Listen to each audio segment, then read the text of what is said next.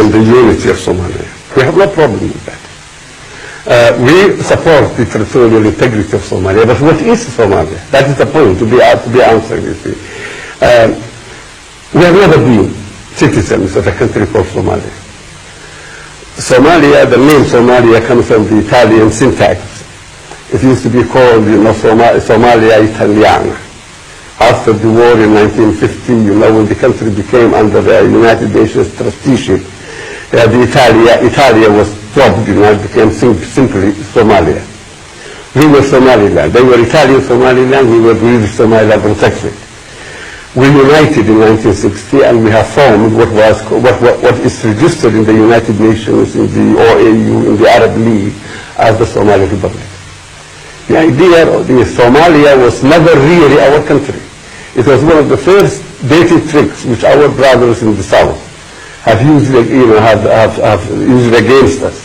They have imposed their name, on us. So today, everybody who talks, when I talk about Somaliland, they say, no, you mean Somalia, And I try to explain, that I was never a citizen of a country called Somalia during that time. As far as we are concerned, we have won our independence from the British in 1960.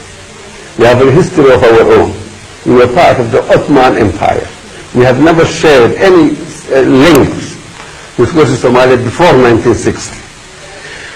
Economically, we were a very, very viable country. In 1960, I was the Prime Minister of Somaliland, when we have united with these people. I took a country to Mogadishu, which was viable, which had a balanced budget, and a reserve of something like 25 million pounds, in 2,500,000 pounds in several funds, invested in England. That was a reserve. Our balance was budget. As far as they were concerned, they were still, the Italians were balancing their budget for them, and giving them a substantial budgetary assistance every year.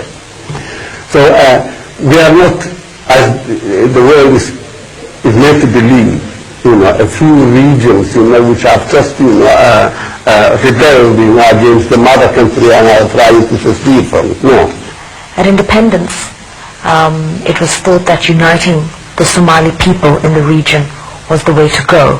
But today, you've focused very much on the inconsistencies of the idea of the Greater Somalia, using the very same principles or arguments that were used in 1960 about the territorial integrity of Kenya, Ethiopia, and other states that have Somali people. You have suggested that the integrity of Somaliland on the basis of the sanctity of its borders is something that must be upheld. How has the territorial integrity of Somaliland been violated in terms of international law? Well, our territorial integrity, has not been violated. What is violated is our history, our previous existence, our identity. Everything, has been sort of eliminated, and replaced, by a foreign identity which is called Somalia. So everybody thinks of us as Somalia. You see, they call about the changing this article in the OAU Charter, which sanctifies the colonial borders which Africa has inherited from colonialism. And they say that we are now violating that particular article. But I was there when that article was introduced in Addis Ababa, the OAU conference. The man who introduced it was the late President Julius Nyerere. The purpose why, the subsequent rationalization of that article is false. But at the time when it was being introduced directly against the attempt of the Somali Republic to expand towards Kenya, Ethiopia, and French Somaliland. The attempt to unify the Somali. It was to stop that. In fact, at the conclusion of his speech in Addis Ababa, if the records can be found, Julius Nyerere said that if this article is accepted, then the union between former British Somaliland and former Italian Somalia is invalid, and each should go back to their own to their own colonial borders.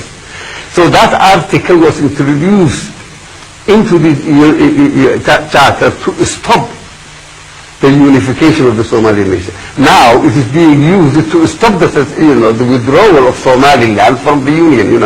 It's illogical. You can't have your cake and eat it at the same time. So what is being violated today now is not so much our territorial integrity. What is being violated is our existence, our identity, our being a nation, which we have been, for a very long time before we even had, of Somalia. Nonetheless, there was a union between the two countries. Why is there now a revision of the principle of union today, after you did go ahead and unite in any case? Well, you see,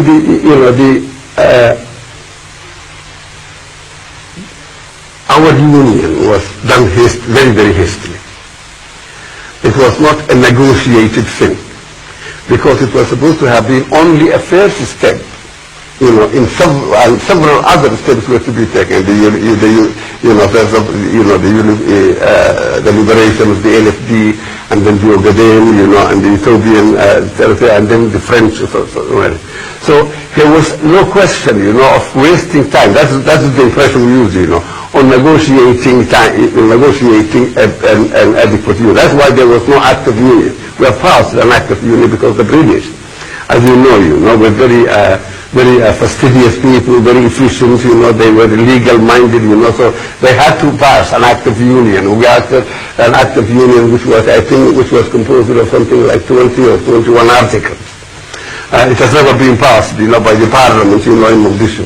So all that, because of the hasty thing, that we were looking beyond that union. When then, of course, which we did at the time, there was a great deal of naivety, in the Somali leadership. We were new to this idea. They were a little better than us, because they had a local autonomy, under the United Nations Trusteeship territory for almost 5 years or 6 years, before the Union. So at least, they had tasted the parliamentary practice, the practice of government, ministers and things like that. We didn't. In fact, that was a problem for the whole of Africa, because there has never been really an objective process of decolonization. A man was in jail, he got out of jail, like Nkrumah, like Carlos Kaunda, like Julius Nyerere, they were all brought out of jail, and made prime ministers.